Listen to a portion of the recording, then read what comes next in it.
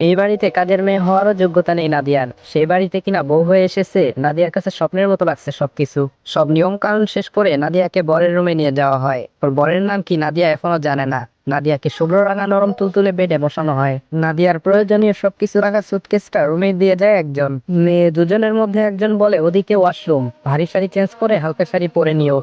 মেয়ে দুজন চলে যায়। দুজনেই নাদিয়ার থেকে বয়সে অনেক বড় হবে। কথা মার্জিত ভাষায় প্রকাশ করে। মিষ্টভাষী মানুষ মিশুকও বটে। অহংকার গরিমা নেই হয়তো, থাকলে নাদিয়ার সাথে এভাবে কথা বলতো না। নাদিয়া রুমের চারদিকে ভালোভাবে নজর বুলিয়ে নেয়। আরেক দফা অবাক হয় পুরো রুম দেখে। রুমের ভেতরের রং সাদা, আসবাবপত্র সবকিছু সাদা রঙের। দামি দামি সবকিছু দিয়ে সাজানো রুমটা। বেড থেকে উঠতে যাবে তখনই রুমে প্রবেশ করে ওর বর উদয় চৌধুরী। একজনের কাঁধে ভর করে ভেতরে আসে। একবার তাকায় বেডে বসে থাকা নতুন বউয়ের দিকে। তারপর নিজের সাথে আসা ছেলেটাকে বলে আমি চেঞ্জ করবো, ওয়াশরুমে নিয়ে চল। ধরে ওয়াশরুমে নিয়ে যায়, আবার এসে ড্রেস নিয়ে যায় আলমারি থেকে। ফ্রেশ হওয়া শেষে আবার ধরে বেডে বসিয়ে দিয়ে চলে যায় ছেলেটা। উদয় চৌধুরী বেডে বসে শুতে শুতে গম্ভীর গলায় বলে, বসিয়ে থাকবেন নাকি ঘুমানোর ইচ্ছা আছে? যদি থাকে তাহলে ড্রেস চেঞ্জ করে লাইটটা অফ করে এসে শুয়ে পড়ুন। নাদিয়া দ্রুত বেড থেকে নেমে দাঁড়ায়। সুটকেস খুলে একটা হালকা শাড়ি নিয়ে ওয়াশরুমে প্রবেশ করে। ওয়াশরুমে এসে নাদিয়া পরে মহা ঝামেলায়। এখানকার কিছুই নাদিয়া ব্যবহার করতে জানে না। জানবে কিভাবে? আগে তো আর কোনোদিন দেখেও নি। আজকেই প্রথম দেখছে। শুধুমাত্র ট্যাপটা আগে দেখেছে আর ইউজও করতে পারে। বাকিগুলো কিভাবে ইউজ করে নাদিয়ার জানা নেই। নাদিয়া হাত মুখ ধুয়ে শাড়ি চেঞ্জ করে নেয়। ওয়াশরুম থেকে বেরিয়ে দেখে ওর বরটা উল্টো পাশ ফিরে শুয়ে আছে।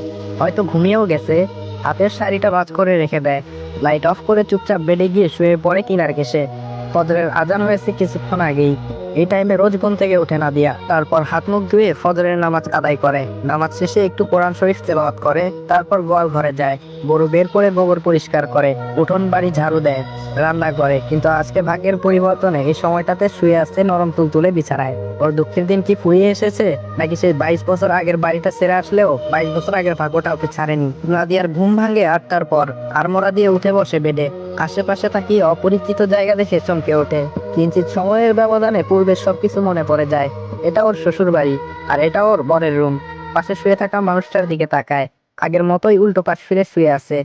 নড়াচড়া করেনি আর। বেড থেকে নেমে দাঁড়ায়। এলোমেলো শাড়ি ঠিক করে ওয়াশরুমে প্রবেশ করে। ফ্রেশ হয়ে এসে ডিভানের উপর বসে। বাইরে আলো ফুটলেও রুমটা এখনো পুরোপুরি অন্ধকারে ছেয়ে আছে। শুধু সাদা থাই গ্লাস আর পর্দা ভেদ করে একটু একটু আলো রুমে প্রবেশ করেছে। যার দরুন একটু একটু আলোকিত হয়ে আছে রুমটা। নাদিয়া এখন কি করবে? রুম থেকে বের হবে নাকি এখানেই বসে থাকবে? অপরিচিত একটা জায়গা, মানুষজন কাউকে চেনেও না। শাড়ির আঁচল কাঁধে ধরে চুপচাপ বসে রইল। বাবার বাড়ির কথা স্মরণ হয়। গরুগুলো কি এখনো গোয়ালের ভেতরেই রয়েছে নাকি সাথী বেগম বের করেছেন? আজকে রান্নাটা কে করবে? পুরো বাড়ির কাজ কে করবে?